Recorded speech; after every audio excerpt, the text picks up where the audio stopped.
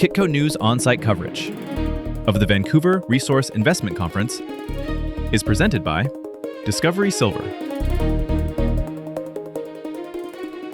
Hey everyone, welcome back to the Vancouver Resource Investment Conference 2026 here in beautiful BC, Vancouver, as you can tell by the name of the conference. Now, it is wonderful outside, and it's been very interesting inside. Obviously, we're dealing with those $5,000 gold price, $100 silver, but volatility has returned to the currency market. We have seen the Japanese yen surge nearly 2% in a single session, coupled with reports from the Bloomberg that the New York Fed has been conducting rate checks with major financial institutions. Now, in the world of central banking, a rate check is rarely just a casual inquiry. It often is a warning shot. It signals that the bond market is stressed and the central banks are being forced to coordinate, possibly in the background. Now, the question for investors obviously is simple. If the system requires this level of emergency management just to remain stable, where is the true safe haven and what does that mean for trust?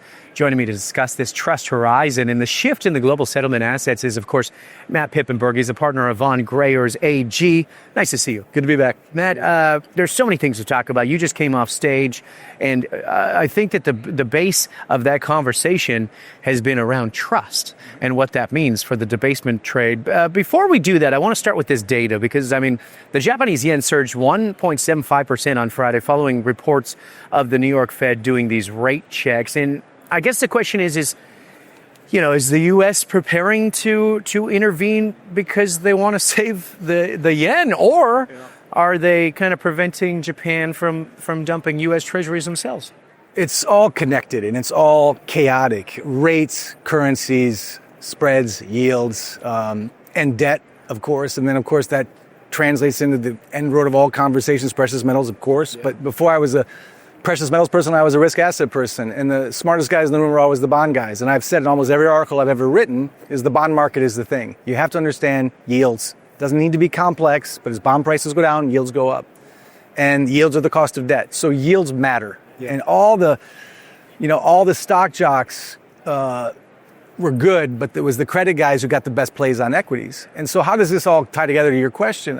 Look, the Japanese carry trade, most of your viewers know, when there was low-rate arbitrage, borrow in yen, borrow at low rates, invest in foreign markets, including the S&P, pay it back at a lower interest rate, and hope you don't get caught in a currency squeeze. So that's a very simple Japanese carry trade. That works when yields are low and the yen is cheap, right? If the Japanese have to sell a lot of their JGBs, their Japanese government bonds, to save their yen, which is overextended in debt, so debt is all related. Well, if they have to sell a lot of U.S. treasuries, that puts pressure on the U.S. bond market, pushes yields up there. And so they have to save their yen by selling U.S. assets to keep their yen under control. And for the first time in what seemed impossible, yields in the Japanese yield curve are rising. Yeah. So that can be a massive, it's a symbol of bond dysfunction. By the way, French bond markets, UK bond markets, Japanese bond markets, US bond markets, all seeing yield spikes because trust in their fundamental IOUs. When you talk about debt to GDP, Japan's off the chart. But it's not the home of the world reserve currency. They have less room. So this is a major theme. But if yields are rising and bonds are falling, that's very bad for Japan and the Japanese carry trade. It's very bad for the S&P because a lot of that money on the carry trade went into S&P assets. Ironically, it can be very good for gold. I know I'm saying this with my bias selling my book, but a lot of the money used in the Japanese carry trade was used to short the gold price and used on the COMEX. So it's so convoluted, it's so intentionally complex. But when you see rates rising or yields rising, I've always said that's a shark fin. It's a symptom of danger coming to risk asset markets because yields rising just means the cost of debt is rising. And everything from Japan to the UK, certainly to the US and France, is driven now more by debt than GDP or productivity or real manufacturing. So if we're a debt-based system gone way too far and the cost of debt gets higher, that puts a lot of stress on all markets, all politicians, all policies, and they're running out of good options. Yeah. Because the only way to get those shark fins underwater again is to buy more bonds that no one else wants. The only way to pay for that is to mouse click money at the central bank near you. That debases the currency, hence gold and silver at all-time highs. More so, the system has gone slowly, and as Hemingway says, all at once into a crisis. The spikes we're seeing in gold and silver have a lot of reasons. The primary reason goes back to 1971. It's a currency crisis. It's a credit crisis. And I'm simplifying, but But after 50 plus years of playing this game, our currency, your problem is now our currency, our problem for everyone. Because we've all been living beyond our means in debt, monetizing that debt with mouse-click currencies, and the currencies are trusted. Yeah, it's interesting. I mean, that multi-decade high that we talked about on the Japanese yen trade, I mean, I guess we could ask you if that is the signal that risk-free, status of sovereign debt is, I mean, we're talking about trust, it's gone. Well, think about it. That was the two pillars of America in any country, but certainly America was its bond and the petrodollar. Yeah. But Japan, any national sovereign, it needs to have trust in its IOUs to continue to function.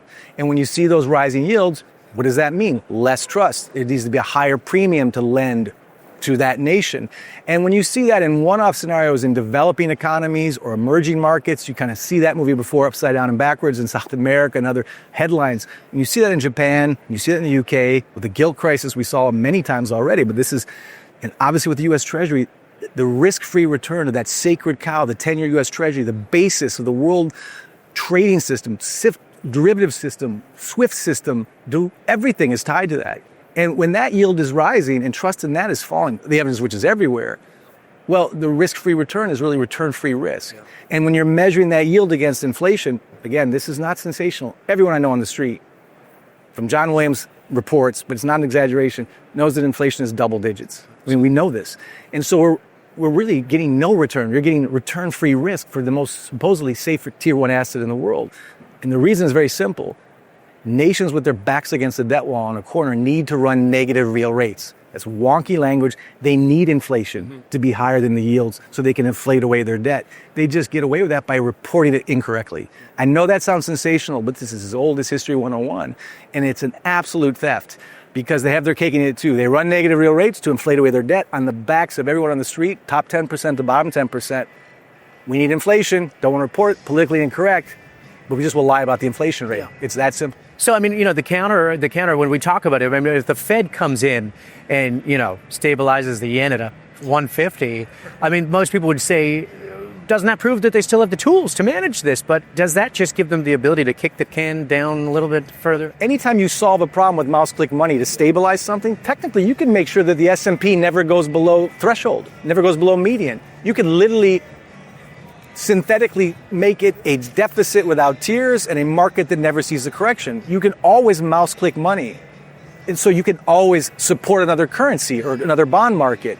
But you will always do that at the expense of your own currency, which you're mouse-clicking to support it. So you're not only running up in roller skates, you're shooting yourself in the foot.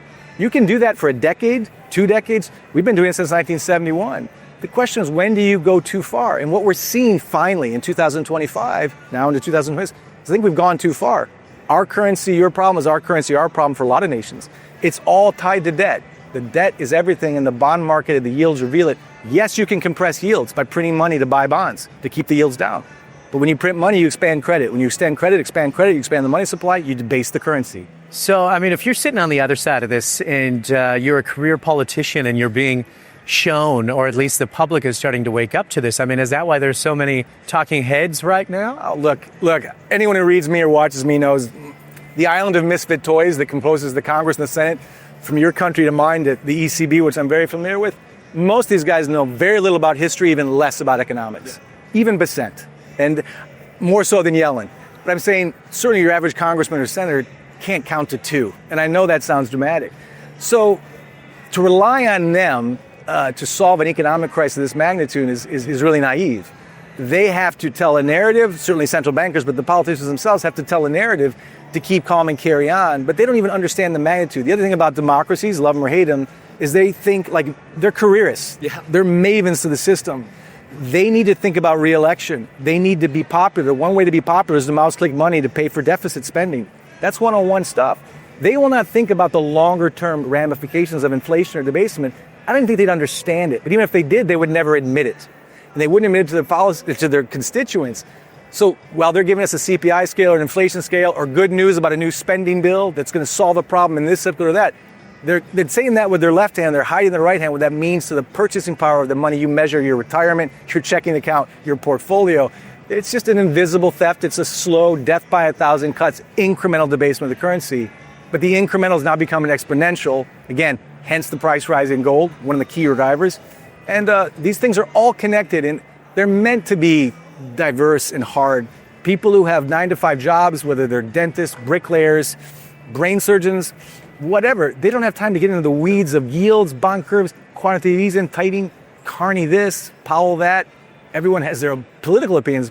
It's very derivative and reductionist, but it comes down to really bad, dysfunctional, drunk driving monetary policy. Yeah, amen. And it also comes down to, I guess, trust. And again, that brings us to gold. I mean, I know that you've been watching this run up, but let's be honest and just take it out for a second, just between two gentlemen here. I mean, what the hell happened last year? I mean, it happened quite quick, quicker than most thought. Look, all of us were shocked but not surprised. I mean, we've been talking about this for years. And by the way, for those many years, gold was being mocked by the street as a pawn shop asset or too volatile. Looking back over the last quarter of a century, it's outperformed even this S&P in total return. So there was a deliberate attempt to misunderstand precious metals. We've been talking about precious metals as being a far better store of value, not in appreciation versus the S&P, but in holding its purchasing power better than a fiat currency. So what does this mean when we look at $5,000 gold? If I had talked even a year ago here about $100 silver, he's selling his book. I get it. And I totally, my BS detector, when I was allocating money to others, I was always, where is this becoming extreme?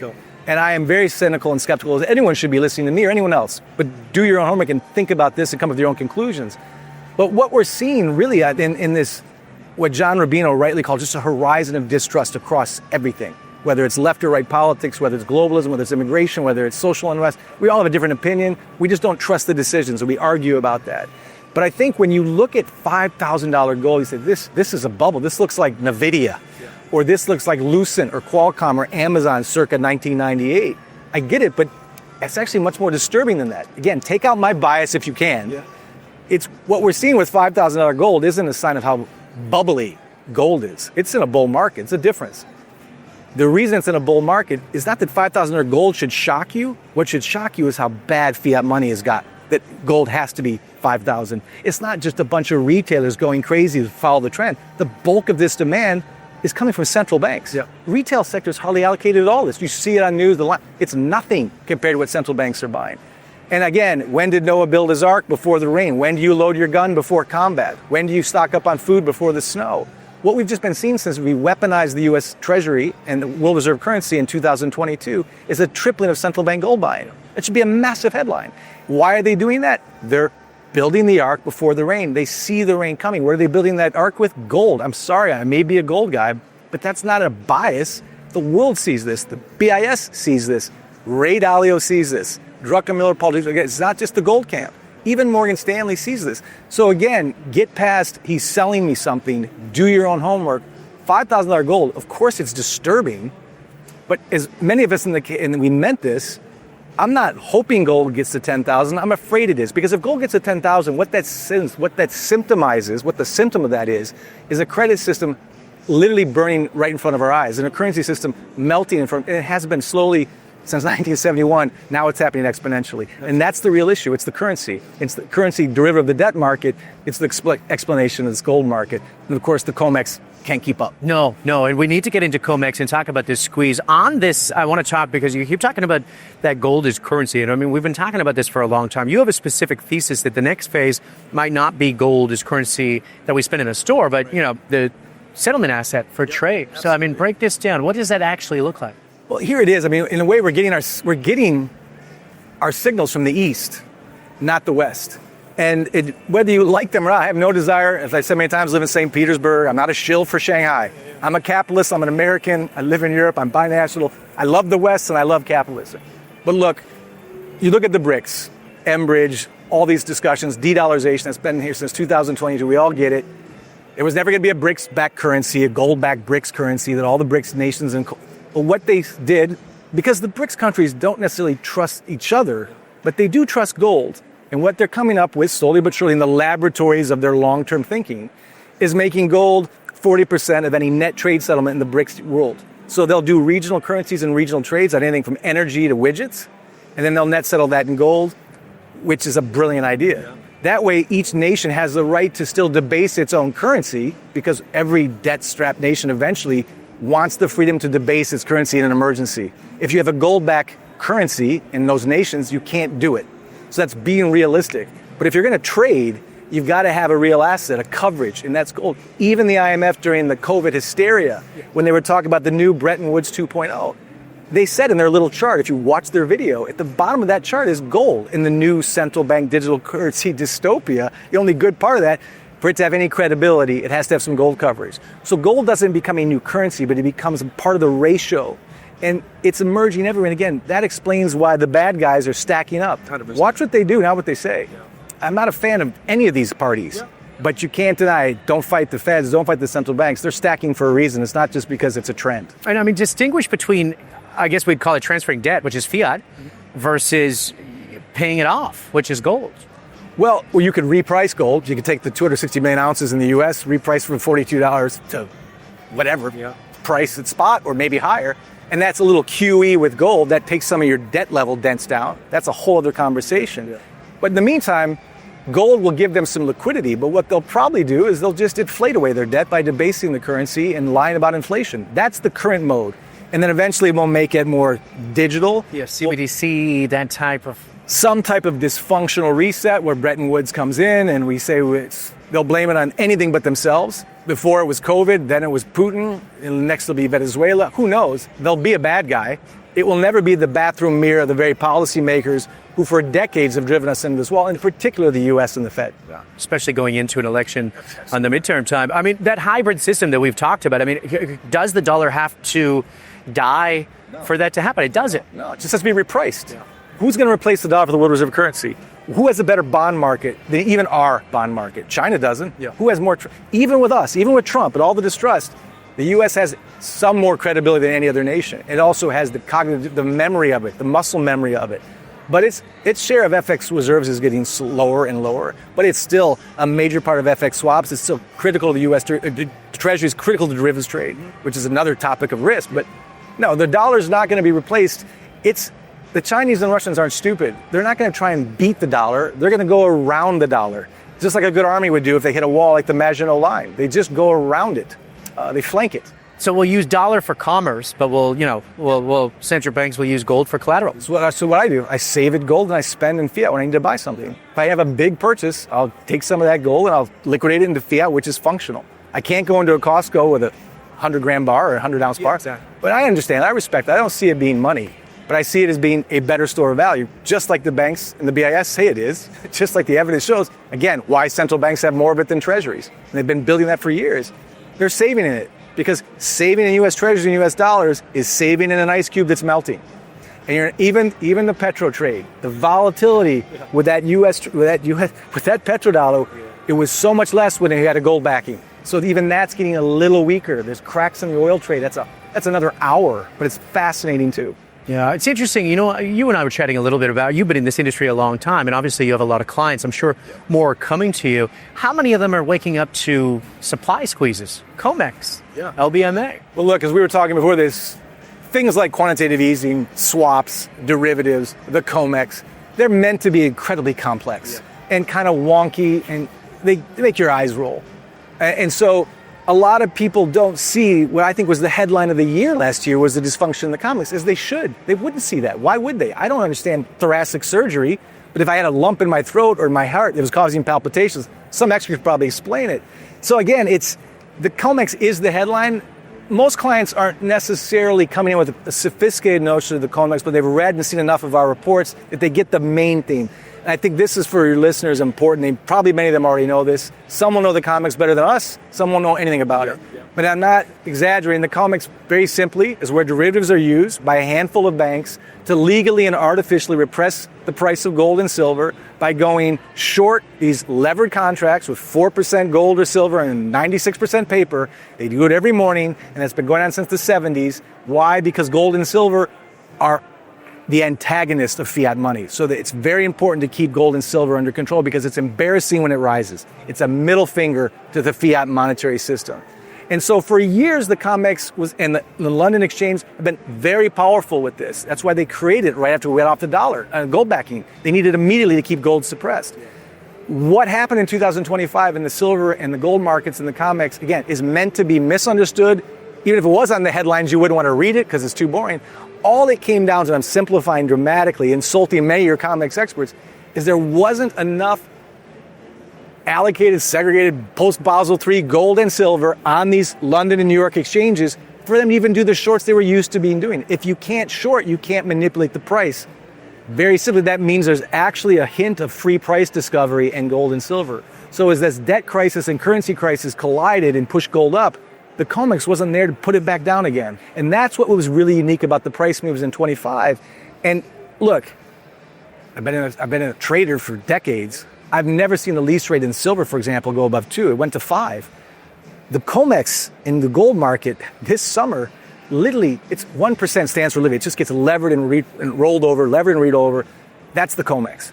This summer is 100% delivery for gold. The counterparties on the COMEX wanted physical gold. That's extraordinary. Yeah. It's extraordinary. Again, for those who don't know the COMEX, it doesn't mean anything. But what that signifies is after decades of price fixing, the counterparties would just rather have the gold, again, because they see the rain. They're building their arc. They have to. So what can the COMEX do? And what I think, in the silver markets too, they've tried to manipulate it. They don't have the silver, so now they push up the margin prices. They're trying to come up any way. Maybe they'll have limit orders. Maybe they'll make it sell only. But what that is saying is they're running out of bullets.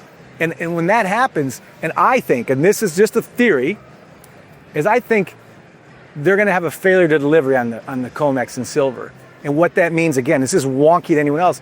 The COMEX is supposed to be able to deliver the counterparty of the silver if they want to take it out.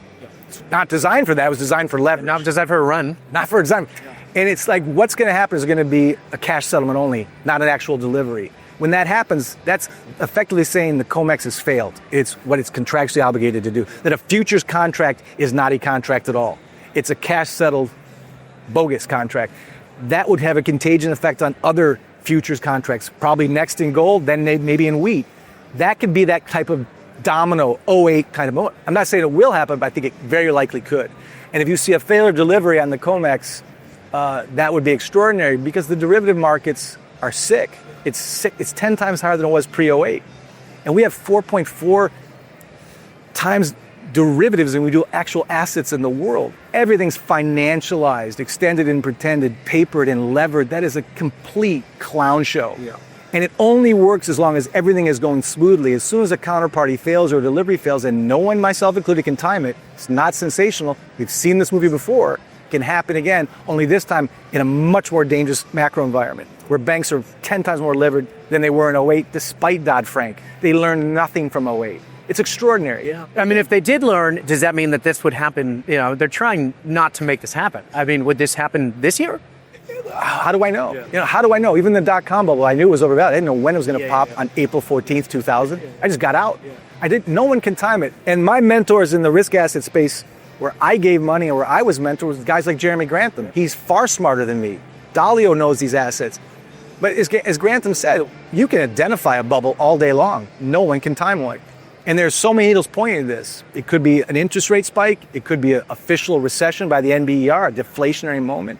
It could be a failure in the derivatives market. It could be banking failures. You've got 800 million ounces coming out of the ground in silver. You've got banks with 4.4 billion ounces of shorts against it. If those banks get in the short squeeze on silver, they're going to fail. Has that ever happened before? Yes. We've learned nothing. It's out of sight, out of mind. I know this sounds dramatic. No, but it's, I mean, history does repeat itself. That's just a fact. You know, what about, you know, we talked a little bit about lease rates here. We were talking about backwardation. We were talking about the Shanghai exchange in comparison to is it still an east versus west? I mean, is still arbitraging everything going east? Well, look, think about it. I mean, when you see silver $10 higher in Shanghai than you do in London, that's a problem. And look, if I were a nefarious leader in the East, I'd say, and I'm in a currency war with the West, and I am playing these type of games, I'd say, if New York and London can't give you fair price discovery, and the 200 moving day average in gold and silver is X, and we can give you real price discovery, of course you're going to change banks, so to speak. You're going to change exchanges. That's going to bring flows to the East. So that's what tactically would be the right thing to do. But remember, China and Russia, they may be smart, but they're not without their own problems and their own need to repress gold and silver for their own reasons to stack it. It's not like they're more moral than London or New York, but they are more clever. They're playing chess here, and we're playing checkers. Yep. They're stacking gold, and we're issuing paper IOUs, and they've been sharpening their knives waiting for this. But it doesn't mean they don't have their own problems. But I think there'll be a fair place there. The problem is, will you trust the contracts? Will you trust the counterparties? Will you trust the liquidity? Will you trust the regulation? Although the OTC market in New York is unregulated, self-regulated. Will you trust China? That will take a learning curve. But if they want to win hearts and minds, they got to give better price discovery. So we'll see. So none of us know. It's fascinating. You know, everyone here at VRIC, obviously it's a little bit of a different attitude. I feel like I was saying to Randy Smallwood just earlier that last year it felt like at $3,000 gold. Yeah. Everyone thought, when's it going to come to an end? Right. This year at 5,000, it's here. Yeah. And look, and you get no credibility if you're a serious precious metals trader or investor. If you were to say, well, it just goes up and to the right from here, or this is the new floor, you will get no credibility. But on a technical and fundamental basis, what I can say, we've seen 2 8x moves in my lifetime already in the gold price. I think the first time was in 79. Again, this is bear trough to bull high, 8x move, 79. Another one happened in 2001, 8x move from bear trough to bull high. The last bear trough technically was 2015 with gold at 1050. Well, we're in that now. Even with closing at 4,500 last year, that's only a 4x move. We still have another 4x to go. Technically, fundamentally, the gold-silver ratio, the direction of central banks, there's an easy case to be made, technically and fundamentally, for much higher gold. But you also have to recognize that in all bull markets, secular bull markets in gold, you can see major retracements like we saw midway through 71 to 80, where gold got kneecapped in 75 and 76. So anyone thinking about gold and silver, especially as a preservation asset, can say, look, I'm ready for that. I can handle it. I just know my gold will be worth more 20 years from now than what I bought it today. If you're a trader, all power to you. Good luck. Very few people do it well. That's more risky. If you just think you can buy gold at 5 and you're never going to have a problem, that's risky. But if you think you're waiting for a pullback to buy it, that too is risky. So you've got to know why you're buying gold. You've got to know why. So, I mean, that fundamental that you talked about, central banks, obviously, we see the World Gold Council, the reports, we see what people are kind of holding, maybe not China. Really the U.S., though. Really? Maybe not the U.S., exactly. But I guess the question is there's finally narrative out there that the banks are the hidden hand here as the buyer from the sovereigns. Yep. Are they starting to accumulate this as a currency product? Well, we don't really know who's taking delivery off the COMEX. And my guess is if I were Jamie Dimon, it'd be Jamie Dimon. He's not stupid. You know, and so that's the great mystery. First of all, let's just do a frickin' audit. Come on, if gold is a major part of the future, whether you believe in it or not, the East certainly does. He who has the most gold wins, as Kissinger said. But he also said, be careful if you revalue gold, because what if some other country, if we revalue gold at 20,000 to cover some of our M0 deficits, well, then that's a new floor. But then what if China does have more gold than us? Then who has the leverage? I don't know. What does Russia really have? The World Gold Council does not tell us not because they're dishonest, because they don't know. Why don't we have the audit? So it's very convoluted. If we had more... Not this year, not on a midterm year. No, but that was another, again, not pro or anti-Trump, but that was another promise. It just hasn't been delivered. Peace in the Ukraine, not delivered. Epstein list, not delivered. Look, I'm not anti-Trump or pro. I'm just saying, I'm cynical about politicians in general, but a lot of things have not been delivered. But that Elon Musk, everyone was so excited about this audit. Crickets. Crickets. Yeah. Usually there's a reason for that. Yeah. You know, I got to ask you, I mean, you track that trust metric that we've talked about a little bit, the faith in sovereign credit. I mean, in this environment, after everything we just talked about, I mean, if the Fed is active in the foreign exchange markets, and, you know, yields are rising despite these cuts, I mean, have we crossed that threshold? I mean, is it just math now? I think it is just math. And that's the hard reality of precious metals. Again, doesn't mean you're just going to get rich overnight with gold and never goes down. But everything is a debt crisis, and that means it's a currency crisis. This is as old as History 101. They're just trying to churn and talk and speak around an inevitable sickness. And so they can technically create mathematically different yields and safer quote-unquote flows and help bond markets, but they'll always do that at the expense of the currency. You can save the U.S. Treasury anytime you want. You can buy them all with mouse-click money, some credit expansion, but that will slowly kill your currency. And again, ancient Rome, 1500 Portugal, the Dutch, the British Empire, Weimar, Yugoslavia, the extreme examples, but even the U.S. is not immune, has no impunity, can do it longer, but has no impunity from debasing its currency to the point where it's no longer trusted. When trust dies, that's the end. Not the end of the world, just the end of that system. And so how do you quantify trust? How do you measure trust? Is it how many riots you see a year? How many wars we're involved in? How many social unrest events? I don't know, but we all kind of feel it and we all kind of see it. And the only way to avoid a real crisis is genuine constructive destruction, austerity, honesty, and living within our means. But that's going to hurt everybody. And I don't think a politician can get elected on that. I just don't. Yeah, well said. Going into this next year, I mean, what is that kind of, I mean, you've literally, everyone's chasing a price target here at the show, as you know, and you've called this a smoke alarm. So, I mean, for an investor that doesn't watch this like you and me, what do you think that smoke signal is this year? Well, look, for years, and everyone asks me a price target, I always say, and it's not to avoid the question or evade the question, I say it's going to be meaningfully higher because paper money is going to get meaningfully weaker. And when you're measuring a price in any asset, including gold and silver, in a fiat currency, it's like trying to put a hockey puck into a moving net or throw a pitch at a catcher's glove that's moving. You're just measuring in something that's inherently melty. You can measure it in, as Egon says, chickens or barrels of oil or real estate. But again, $5,000 or $7,000 gold as a price target is a smoke signal that's really not about the gold and silver that we're price targeting. It's about how much we distrust the underlying currency. And we have the muscle memory of most people are good. They trust their central bankers and politicians, not because they're stupid or naive. They just assume that everyone would say the truth. When you've been in our game, a veteran of this combat long enough and looked under enough hoods, that trust died a long time ago. And in a sense, you're an insider. So, and believe me, many of my clients are bankers and hedge fund managers. They're in the system. They don't trust it. So what have they been stacking for years? Gold. So when you have the advantage of being a combat veteran of that space, you know what ammo to use, which grenades don't work, which trenches are safe, which trenches are dangerous. That's not genius. It's just experience. And you try to convey that to other people, and you make them hope they believe you. But if they don't, at least look into it. Don't just be cynical. I would be cynical. I'm the first guy to question anything sold to me. But it's history more than it is economics. It's basic math. And it's the history of currency destruction to monetize debt gone wild. And the fault of that lies in our policymakers exclusively. And this independent beast from Jekyll Island, it's called the Federal Reserve, which is neither federal nor reserve, that sits on Constitutional Avenue and is a violation of Article 1, Section 8 of our Constitution, made legal by Woodrow Wilson in 1913 against his will. So it's a fascinating story. But again, most people don't have time for this. Of course not. I wouldn't. If I were a pediatrician in St. Joe, Michigan, I wouldn't. So what about if the most people, there is a retail crowd there that maybe are looking at the gold price. They've seen it in the headlines. I mean, MSNBC is even talking about it at this point, for God's sakes.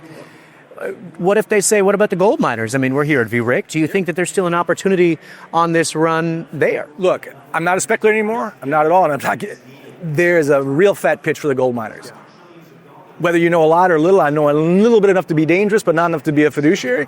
But it's very simple. When the spot price is significantly higher than the cost of production, that's usually a real tailwind. JP Morgan is creating a $1 trillion 10-year fund to invest in minerals necessary for national interest.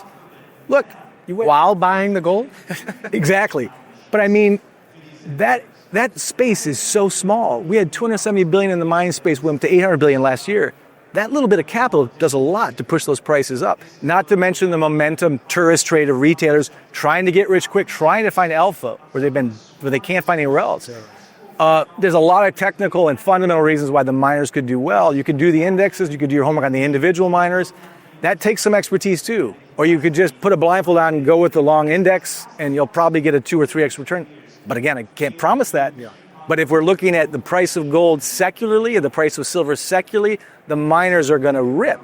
But again, know your entry, know your exit, and don't take my words because I don't invest in these risk assets on the precious metal side. Not because there's nothing to be had there. I just don't have enough skill and I'm too old and too boring now. I'm just a wealth preservation guy. And I have nothing against speculation. I would certainly recommend people look into the mining space. But there's the Ross Beatties and the Frank Justers of the world, and certainly the Rick Rules too, who know this space better than me. And amen. Well, here's the thing. We're going to have all three of those gentlemen joining me right here at VRIC this week. Of course, Matt Piepenburg from von Greyerz. It's been so great to talk to you, but also during this run, I got to get you on every quarter, I feel like, because there's a little bit of truth here that we don't get from a lot of other people, and maybe that's for a reason. So I appreciate it. My pleasure. All right, buddy. Thanks so much, man. All right, I'm Jeremy Saffron here, of course, reporting from VRIC. We got Paul Harris on location for Mining Tuesday to go and do some due diligence on those companies. But we got some great guests coming up all week long. Tomorrow is Monday. The market's open. In fact, the spot market on the gold and silver happens here just in a few hours. So, of course, we're going to continue to watch those prices. We don't know where it'll land, but one thing is for certain, trust is not the same. Thank you. Kitco News on-site coverage of the Vancouver Resource Investment Conference is presented by Discovery Silver.